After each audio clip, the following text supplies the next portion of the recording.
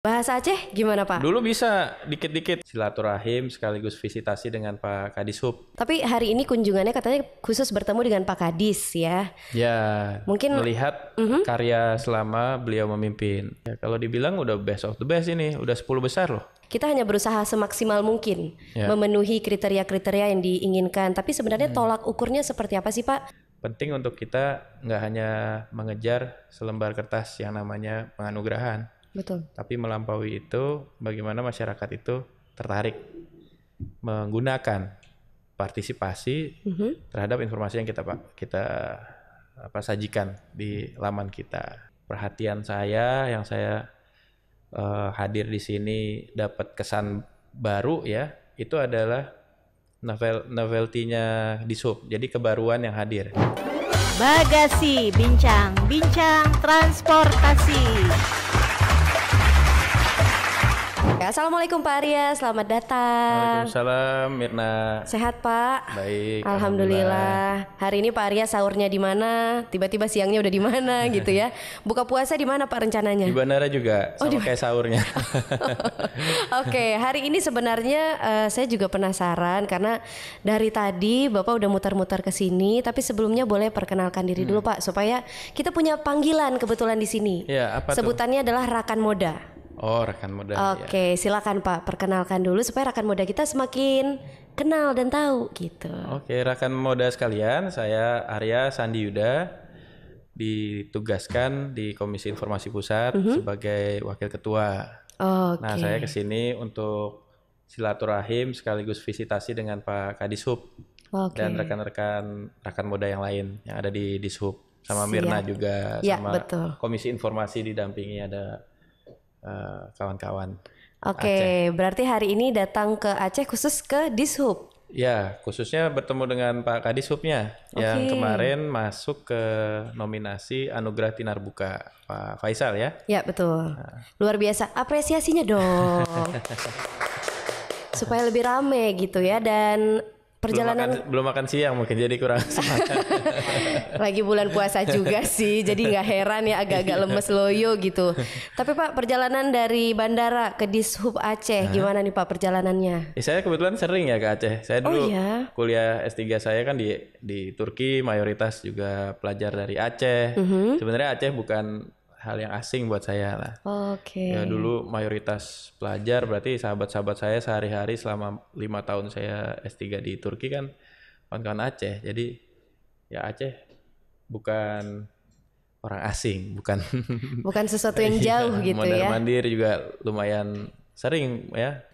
Cuma mungkin banyak spot yang belum dikunjungi, termasuk Dishub ya baru sekarang. Berapa tempat wisata juga belum begitu. Berarti kalau ngomongin tentang Aceh udah nggak asing, bahasa Aceh gimana Pak? Dulu bisa dikit-dikit kalau lagi digosipin kan kita harus belajar. Teman-teman Aceh waktu di Turki kalau lagi ngobrol dikit-dikit, tapi sekarang udah lupa. Ya, padahal kalau bisa saya mau ngajakin ngobrol bahasa Aceh Pak. Jangan. Nggak bisa ya. Jadi sebenarnya saya juga dapat bocoran sih, katanya Pak Arya selain bisa bahasa Aceh, tapi ternyata udah lupa. Ini produser nggak update Pak. Galak tat aja taunya. Nggak apa-apa ya. Tapi justru kita juga penasaran dengan pandangan Pak Arya selama ada di Aceh dan melihat sendiri dan melihat langsung sebenarnya Aceh ini seperti apa gitu loh. Ya Aceh karena sudah sehari-hari ketemu teman-teman dulu ya, saya kenal karakter kawan-kawan Aceh. Sebenarnya ya saya menikmati kan, makanya bolak-balik ke sini lagi. Dulu pernah saya satu waktu Piala Asia tahun 2007 kalau nggak salah ya, saya khusus 1 bulan nginep di sini karena kan di sini kalau nonton bola enak ya. Iya betul. Nonton bola rame. Jadi dan saya gila bola banget. Wow. Nah, jadi waktu itu saya nonton bola ya khusus ke sini untuk ngerasain suasananya, karena kan kalau ke stadion waktu itu diadakannya di luar ya. Betul. Di luar negeri. Ya ketimbang ke luar negeri kita ke Aceh nikmatin kopi gitu kan. Pagi-pagi sampai malam gitu. Euforia kalau lagi nonton bola di Aceh tuh seru ya Pak? Iya. Betul, warung kopi juga sangat mendukung gitu loh. Warung kopi berjejer nonton bola semua. Betul. Jadi makanannya juga saya cocok kan. Tapi nggak enak ngomong makanan lagi puasa. Saya sih nggak apa-apa ya Pak. Kare kameng itu ya favorit saya kan. Pak Arya tahu kare kameng loh. Iya, sama luar kopinya. Biasa. Kopi dulu saya sebulan sekali dikirimin sama teman-teman saya di Unsia waktu saya masih kuliah di UI ya. Sering sebulan sekali itu kalau ule karengnya habis saya seduh sendiri gitu. Oh, ternyata seakrab itu ya. Kalau udah biasa, jadi biasa. Oh, jadi biasa. Nah, cuma bukan darah Aceh aja kita. Gak apa-apa. Tapi kalau Acehnya saya udah seneng banget. Oke. Ya. Tapi hari ini kunjungannya katanya khusus bertemu dengan Pak Kadis ya. Ya. Mungkin melihat karya selama beliau memimpin. Nah, sudah dilihat belum, Pak? Udah muter di Sub, saya kira. Kan ada before afternya ya. Betul. Setelah sebelum ada ruangan yang dulunya kayak ruang kamar mayat gitu kan. Sekarang seperti mayat-mayat yang sudah bangkit dari kubur gitu. Maksudnya jadi hidup lagi. Benar. Suasana jadi hidup. Mungkin podcast ini setelah Pak Kadis ada? Ya betul ya. Setelah Pak Kadis ada, ya kan podcast contohnya ini ada. Seperti itu. Tadi kita ke ruang multimedia juga lihat suasananya juga ada kebaruan ya. Oke. Jadi hal-hal yang sifatnya inovatif bukan sekedar termanya dibawa, tapi memang suasananya inovatif. Keep innovate kalau di ruang yang sebelah sana tuh tadi di gedung sebelah bagus, suasananya banyak hal yang istilahnya tuh perintilan kecil-kecil, detail tapi diperhatikan. Kayak information desk di depan, dibikin melengkung, ya itu kan diperhatiin berarti estetikanya. Betul. Selain juga secara teknologi kan mungkin ada beberapa akselerasi penambahan. Jadi memang itu yang dibutuhkan dalam keterbukaan informasi. Pertama memang dia ada kewajiban undang-undang, dia wajib membuka informasi kepada masyarakat. Tapi kan untuk membuat masyarakat itu demand-nya naik terhadap informasi yang disajikan itu butuh inovasi. Jadi kalau bicara ukuran, istilahnya ukuran-ukuran badan publik yang ada di undang-undang, di Perki, itu kan tinggal checklist. Betul. Apakah ada ini, ada itu, ada ini. Tapi kalau ukurannya adalah cita rasa masyarakat, artinya saya tuh suka bikin ini ya, analisa skenario.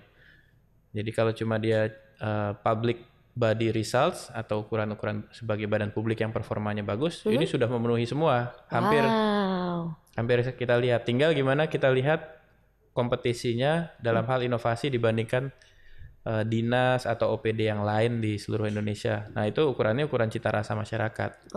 Nah saya lihat Pak Kadis Hub kita itu tidak hanya memperhatikan checklist tentang performa badan publik yang bagus menurut undang-undang, peraturan KI, dan segala checklist lainnya, tapi juga ya suasananya dibangun, ada simbol-simbol yang muncul. Jadi konsep simbol, jadi antara persepsi, konsepsi sama simbol-simbol yang hadir itu selaras lah. Jadi ya tinggal dilihat inovasi ini apakah tadi di ruang sebelah kan kita tanya engagementnya gimana. Betul.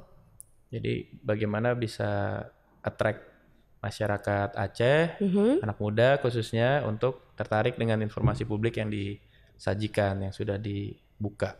Betul. Itu kombinasi antara civic results sama public results. Nah itu kombinasi yang kadang-kadang tidak semua badan publik perhatikan. Biasanya checklist aja.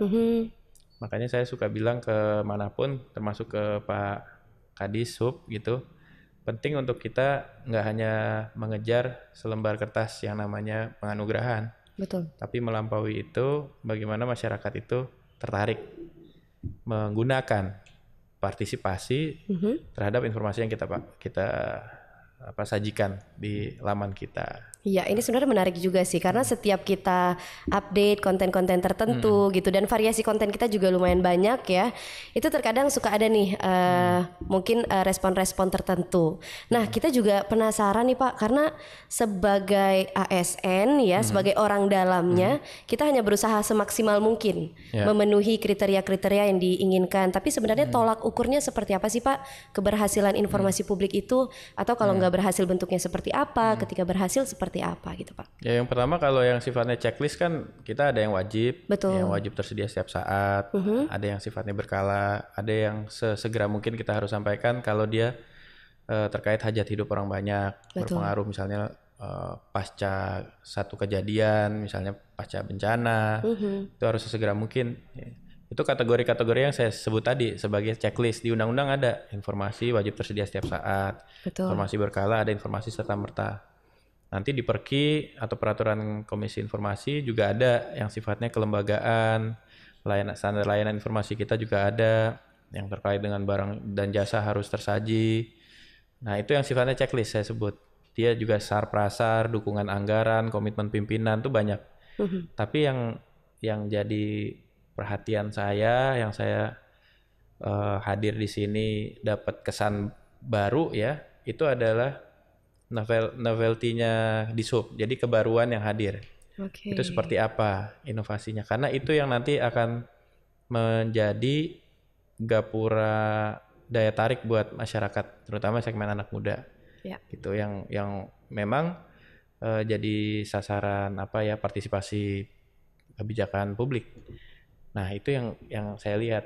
Nah, nanti dilihat. Ini kan saya visitasi bawa rapot nih istilahnya. Benar. Kita jadi deg-degan ya. Jadi saya nilai berapa itu dilihat. Tapi sejauh ini sangat menarik ya. Wow, luar biasa. Apa yang disajikan, apa yang menjadi instrumen-instrumen baru dalam menggerakkan informasi publik di sub itu menarik. Tadi sampai modanya itu juga Trans-Kertajaya namanya. Trans-Kutaraja. Oh, Kutaraja. Trans-Kutarajanya juga bagus kan? Ada pesannya meskipun dari 50-an pasti kan harus dibagi-bagi pesannya apa aja. Tapi itu bagus, ada inovasi di jendelanya. Jadi inovasi-inovasi seperti ini sebenarnya yang dibutuhkan. Karena percuma kalau kita deliver informasi publiknya secara bagus, sudah dibuka, tapi daya tarik masyarakatnya rendah, kan nggak berguna. Jadi well-being beneficiary-nya nggak dapat. Apa sih manfaat untuk keseharian masyarakat? Nah, jadi keterbukaan informasi publik kan bisa dilihat dari kebermanfaatannya. Ada yang sifatnya gap analysis antara yang harusnya dilaksanakan itu Perki lah. Terus kalau ada penganugerahan ya tinggal isian. Betul. Seberapa banyak, seberapa persen terisi atau tidak, itu gap analysis aja. Nah kalau saya, karena kebetulan kan saya juga generasi muda ya, saya pinginnya bukan cuma kita fulfilling all the gap yang ada, bukan cuma sekedar ngisi semua checklist yang belum keisi, tapi bagaimana dia punya manfaat untuk attract masyarakat yang ada di wilayah yang dikelola gitu di Pemprov Aceh. Betul, gitu. Berarti hari ini rapotnya walaupun kita belum tahu hasilnya ya, tapi kita juga berharap hasil yang terbaik. Iya gitu. bagus lah kalau bisa dibilang di sub Aceh di masa kepemimpinannya Pak Kadis ini bagus. Tinggal nanti kan di antara yang terbaik ini siapa nanti? Ya kalau dibilang udah best of the best ini, udah 10 besar loh. Wow. Iya. Tepuk tangan dong penonton supaya kita semakin semangat udah gitu ya. Udah 10 besar ini. Iya. Ya, betul, nggak main-main. betul. OPD-nya tuh semua ya dilombakan. KI Aceh. Ini Bapak Ibu di sini sudah mengajukan yang terbaik.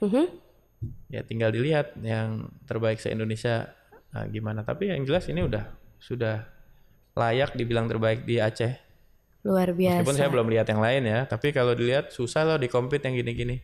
Benar-benar. Saya belum lihat yang lain, dinas-dinas lain saya belum lihat. Tapi hari ini kita juga mengapresiasi karena memang kita juga berusaha semaksimal mungkin. Termasuk hari ini kantor lebih wangi Pak. Oh. Biasanya wangi, hari ini lebih wangi lagi. Saya juga nggak ngerti kayak pengharumnya ditambah deh. Ya nggak apa-apa ya. Itu normal ya. Cuma kan normal. kita lihat bagaimana masa sebelum ada Pak Kadis. Betul. Ya, dengan masa setelahnya ya, kita betul. lihat. Tapi sebelum itu saya juga mau nanya nih Pak, kita sebagai ASN atau juga sebagai instansi pemerintahan pasti berupaya semaksimal mungkin. Ya. Sebagai masyarakat sebenarnya perannya apa sih Pak untuk hubungannya dengan keterbukaan informasi publik ini sendiri? Masyarakat tuh ya misalnya terutama kalangan profesi tertentu yang memang punya concern terhadap informasi, misalnya kalangan aktivis mahasiswa misalnya kan Mbak Mirna juga baru lulus ya katanya ya. Ya betul Pak. Ya tau lah dunia mahasiswa tuh banyak aktivisme Bener. Gitu. Biasanya kan mereka cuma kritisnya aja dapat kritis untuk menyasar kepada badan-badan publik. Tapi kan yang kita lihat memang aktivis keseluruhan belum tuh menggunakan aktivismenya berbasis informasi publik yang memadai. Jadi yang diutamain kalau yang level agak kurang intelek ya, jadi yang diutamain cuma ototnya aja. Adu goyang pagar gedung badan publik. Kalau cuma goyang pagar mah nggak usah aktivis mahasiswa ya. Tuh orang lain juga yang ototnya lebih gede juga lebih jago kali goyang pagarnya, lebih cepat jatuh gitu. Cuma nah kalau soal goyang pagarnya nggak ada masalah, saya juga aktivis dulu suka goyang pagar juga.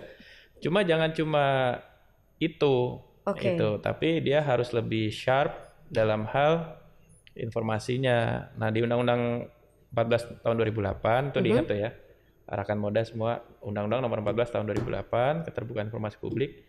Ide informasi publik itu menggeser referensi dari wilayah non publik, wilayah gosip, wilayah netizen yang maha benar gitu kan. Betul. Itu ke referensi badan publik. Nah makanya digunakan. Jadi teman-teman aktivis gunakan PPID, ada istilahnya pejabat pengelola informasi dan dokumentasi. Minta data sebanyak mungkin, sejauh dia informasi terbuka, dan mayoritasnya memang informasi terbuka, minta datanya. Jadi waktu dia kritis pakai data. Penelitian juga, karena kualitas penelitian kita kan rendah dibandingkan negara-negara maju demokratik yang lain. Eropa itu kita suka nggak suka lah ya. Mau nasionalisme kita setinggi apa, kalau penelitian kita belum compete sama mereka, mau gaya-gayaan apa gitu. Penelitian kita mau bagus, ya mahasiswa itu gunakan, minta bersurat ke PPID, minta data, biar kualitasnya itu naik. Nah kalau undang-undang ini digunakan sama kalangan aktivis, dia jadi bentuk ekstra gedung gitu ya, atau bentuk protes jalanan kepada model proposing satu yang sifatnya second opinion dari legal drafting gitu. Dia ngajuin satu kebijakan sandingan yang versi kepentingan masyarakat menurut analisa mahasiswa, kan lebih asik. Terus penelitian juga lebih canggih gitu, lebih berbobot. Kan di undang-undang kita dibilang akurat, benar, dan tidak menyesatkan. Jadi penelitiannya juga berkualitas. Bisa minta data sebanyak apapun kan ke PPID, ke Dishub, ke dinas-dinas lain, OPD, badan publik. Nah, sebenarnya kalau bicara anak muda kan banyak di situ tuh. Betul. Peneliti, akademisi, aktivis, juga nanti masuk ke dunia pasca kampus juga ada 3 sektor kan, ada yang aktif jadi kayak Mirna masuk ke badan publik. Dia diharapkan dengan sense-nya bisa mendekati kalangan muda dengan pendekatan barunya. Nanti yang di private sector yang bergerak di dunia industri, pengusaha juga gunakan informasi dengan baik. Terus mereka bisa compete dengan lebih equal karena faktor orang dalam berkurang. Jadi buka informasi publik itu keuntungannya buat pengusaha muda juga, misalnya dalam hal open tender Barjas, dia kan lebih equal lah, lebih setara. Karena faktor orang dalam berkurang, dia bisa adu produktif, adu kreatif, kemampuan juga gitu ya. Adu compliance dengan apa yang dibutuhkan. Nah, yang di sektor civic sector, teman-teman bisa berpartisipasi lebih tajam. Misalnya yang peduli lingkungan, dia bisa lihat data-datanya, apakah ada peluang partisipasi masyarakat terlibat. Pasti ada kok. Zaman sekarang nggak mungkin pemerintah tuh jalan sendiri. Dia pasti gandeng yang namanya NGO. Badan publik pasti butuh gandeng NGO, minimal CSR-nya, ya kan? Corporate Social Responsibility dan seterusnya. Jadi ini yang diharapkan sebenarnya. Di satu sisi ada reduksi terhadap potensi korupsi, di sisi lain persaingan makin sehat untuk dunia usaha. Sisi sosialnya itu semakin tajam, partisipasi makin masif. Jadi kerjanya tuh kerja kolosal lah bahasanya. Benar. Karena ngomongin tentang informasi publik juga bukan satu arah ya Pak, tapi 2 arah. Ketika demand-nya tinggi atau mungkin ya ada kebutuhan-kebutuhan tertentu, berarti publik juga maksud saya instansi juga harus memberikan keterbukaan informasi yang diinginkan. Termasuk kita juga beberapa kali juga menjadi salah satu sampel penelitian di sini Pak. Jadi mahasiswa suka datang, suka nanya, dan kemudian melihat Transkutaraja seperti apa gitu ya. Dan kita memberikan informasi sesuai dengan apa yang dibutuhkan dan juga sesuai dengan regulasinya gitu. Tanda-tanda bagus. Jadi ciri-ciri bagus itu kalau nanti permohonan informasi kategorinya dari kalangan peneliti, aktivis, pegiat. Jadi yang profesinya jelas-jelas itu. Terus makin meningkat. Dan itu sudah tidak dilihat lagi sebagai hal yang merepotkan bagi PPD di SUB. Justru dilihat sebagai satu capaian bagus. Oh bagus nih, banyak yang minta informasi, kita kasih. Karena mereka tuh punya circle-nya masing-masing tuh. Benar. Aktivis-aktivis itu, terus peneliti.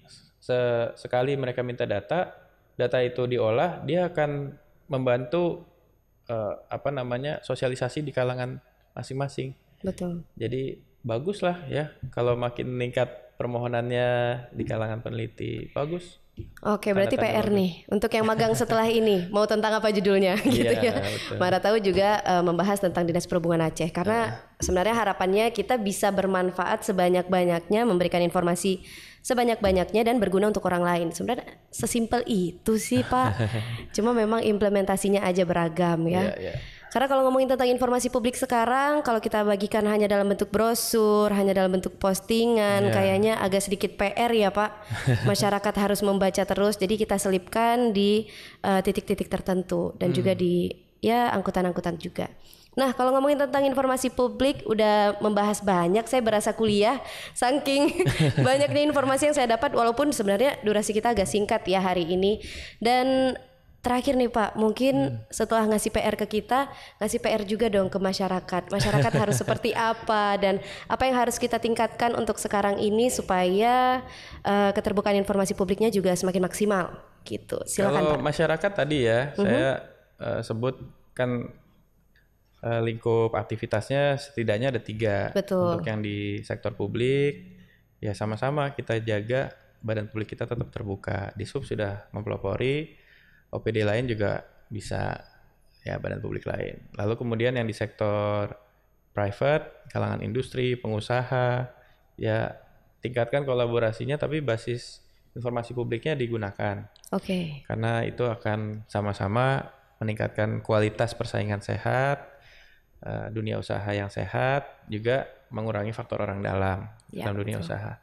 Terus yang sifatnya di civic sektor sipil itu kesempatan bagi kawan-kawan muda yang suka kepo. Jadi ada hak Anda untuk kepo gitu kan, hak Anda untuk tahu. Itu tingkat keponya silakan digunakan untuk hal-hal yang partisipatif. Tadi misalnya ketimbang dia hanya habiskan waktu untuk browsing yang sifatnya hanya hobi dan yang sifatnya hanya rutinitas harian, dia juga bisa lihat peluang-peluang yang ada di badan publik karena semua kalau bisa dibilang kan sumber daya terbesar ngumpulnya di badan publik. Betul. Ya uang, ya kesempatan, akses. Nah itu generasi muda gunakan aja. Dan kalau partisipasi naik, nanti masyarakat informasi terjadi, kualitas Aceh juga akan meningkat. Kualitas Indonesia keseluruhan pasti terangkat. Oke, itu dia. Dan jangan lupa dicatat PR-PR kita tadi karena ada beberapa yang memang harus kita tingkatkan dan kita selalu terbuka sebenarnya untuk hal-hal yang bersifat kritik dan juga saran. Termasuk ada beberapa masukan-masukan yang selama ini kalau memang itu merupakan tupoksi kita untuk bekerja akan kita lakukan. Kalau memang bukan ya kita akan arahkan ke pihak-pihak yang memang ada di bidangnya gitu. Jadi walaupun kadang-kadang suka ada komen yang gak nyambung ya, kita bahas apa, yang komen apa, tapi akan selalu diladenin sama mimin-mimin yang ada di sini saking biasa sepenuh hati. Netizen kita kan. Benar-benar netizen kita memang juga kadang-kadang ya patut diacungi jempol juga gitu ya. Dan salah satu partisipasi yang mungkin Rakan Moda bisa lakukan sekarang ini mungkin dengan memberikan tanggapan dari video yang satu ini. like, komen, dan juga subscribe video yang satu ini karena kita akan terus membagikan informasi-informasi lainnya. Bisa dilihat ada beberapa narasumber yang sudah kita undang ya. Oh, iya. Dan mungkin juga bisa di-scroll ke bawah saking banyaknya informasi yang ada. Semoga juga bermanfaat untuk rekan Moda. Terima kasih Pak Arya udah hadir ke sini walaupun waktunya singkat. Semoga kita bisa bertemu lagi Pak. Insya Allah.